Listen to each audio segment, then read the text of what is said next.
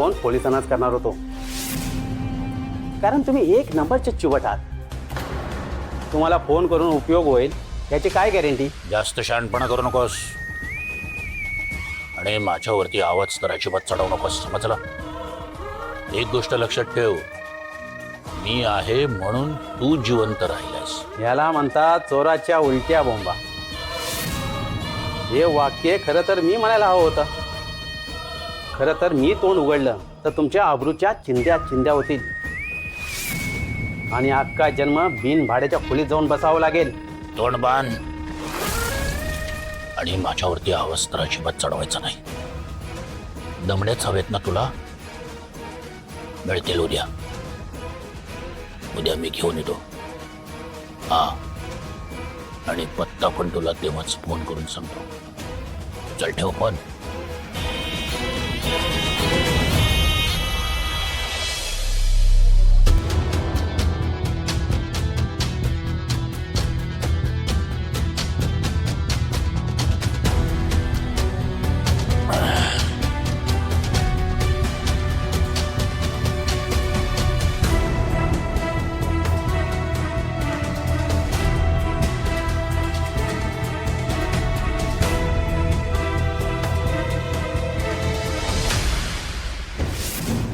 पैसे? कसले पैसे? आणि कोणाला भेटायला जाणार आहेत? माझ्यापासून काय लपवतायत?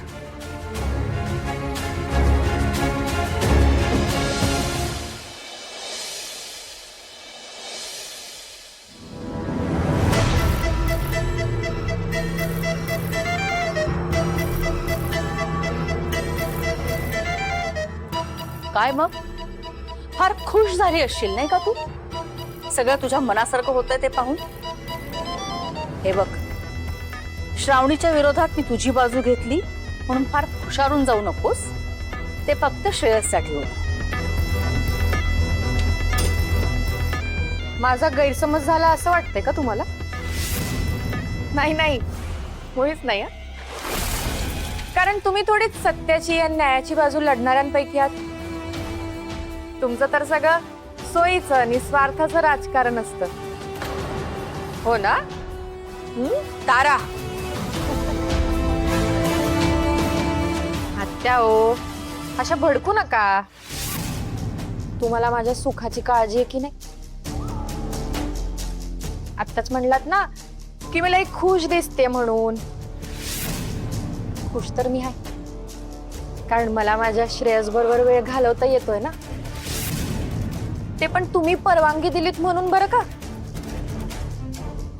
कारण आता मला अडवायला काही सबबच राहिली नाहीये ना.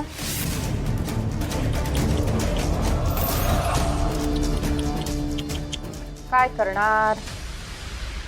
मी कोल्हापूरहून जाऊन आल्यापासून बघतेय तुझ्यात एक वेगळीच शक्ती संचारली आहे जणू. कुठल्या भूताबिताला वश करून घेतलंस की काय गिमतीला? तुझा घरातला वावरच बदललाय. हा एवढा आत्मविश्वास कुठून आला तुझ्यामध्ये?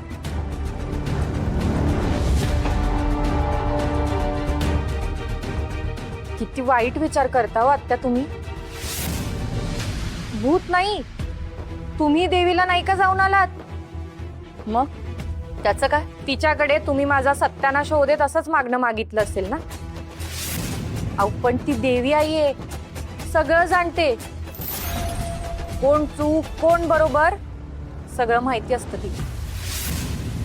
त्यामुळे तुम्ही किती वाईट मागण्या केल्या तरी ती मात्र न्यायच करते. वाईटाला काटेरी काठी आणि चांगल्याच्या हाती चांदीची वाटी, असंच असतं तिचं बघा. त्यामुळे तिच्या आशीर्वाद रूपानेच मला ही ऊर्जा मिळालीये असं समजा. हे जास्त उडू नको असं. श्रेयस अजून नीट बरा झाला नाहीये म्हणून जेव्हा तो बरा होईल आणि त्याला कळेल की तू आराध्या नाही तारा आहेस, तो दिवस या घरातला तुझा शेवटचा दिवस असेल हे लक्षात ठेव.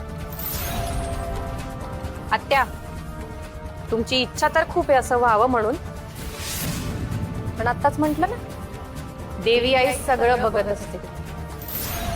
तिच्या कृपेने श्रेयसने त्याआधीच ताराला स्वीकारलं असलं तर? तुमच्या कर्मांमुळे या घरातून जाण्याची वेळ तुमच्यावरच नको येऊ देत म्हणजे झालं. वेळीच सुधारा स्वतःला.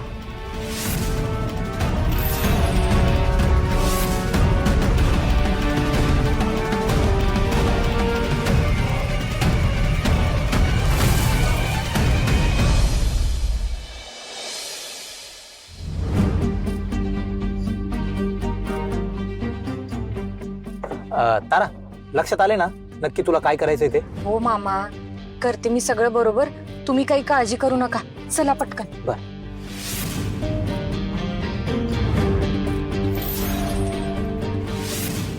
मामा. हा? अक्षय. अक्षय?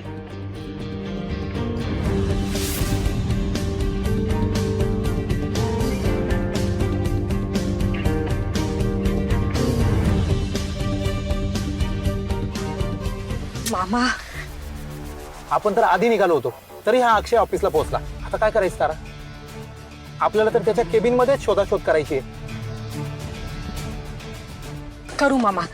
एक काम करा, त्याला गाठान त्याला बोलण्यात गुंतवून ठेवा. हा.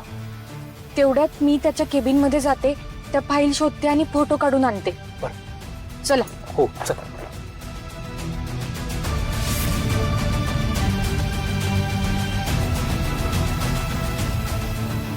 मामा,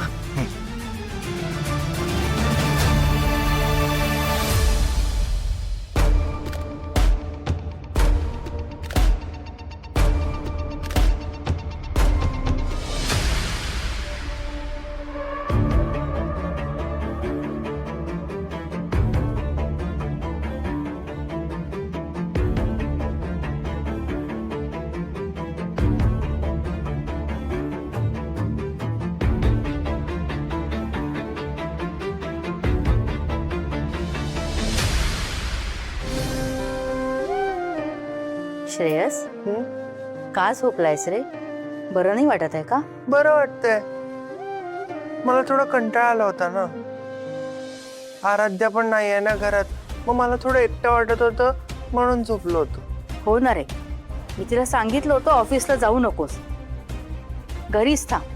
पण तिला तुझी काळजी कुठे आहे? गेली ऑफिसला, ऐकलंच नाही. जाऊ दे, मी बरा झालो ना की मग मी पण जाईन ऑफिसमध्ये.